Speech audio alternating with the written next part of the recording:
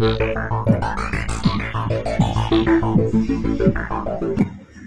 it true that Avatar can make more mistakes than Marvel movies because of lack of studio and fan pressures? Hello everyone, welcome back here at Entertainment Stories with Pal. This is Public Conversations where we get to you some of the updates with the positive copy side. First and foremost, in today's update we are here to analyze some of the said perspective that has been indeed sparkling lots of debates recently. First and foremost, Sam Worthington, who played Jake Sully, made comments earlier this week that align perfectly with this institution and happening. He argued that the Avatar franchise feels more like an independent film production because they don't face the same consistent grinding pressure from the studio or a massive local fan community that Marvel does. Let's break down why this indeed seems or may not be as it need to be. First and foremost, the painter versus the machine. Waddington also went ahead and described James Cameron not as a dedicated director but as a painter. A Marvel says operates like a high-speed assembly line. Release dates are often set years in advance before scripts are even finished.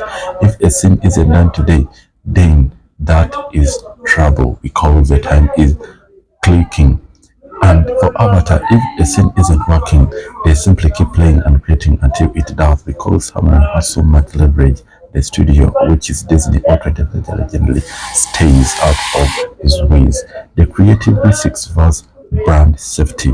Because there is a 6-year history of comic books law to protect, Avatar can take risks that Marvel can't. If Marvel changes a character backstory, the industry explodes. Avatar creates its own as it goes, so they don't have to worry about contradicting the beloved comic from 1974. Cameron can spend a decade developing a single camera system, and while Marvel usually has to use established pipelines to make their 3 movie a year quota. Number 3, the downside, the worst work. So he went on and said that some critics arguably the opposite of your point, or the lack of the pleasure actually leads to more mistakes. Without a studio to rein him in, some felt Avatar, Way of Water, or the recent Fire and Ash suffered from being overindulgent or too long.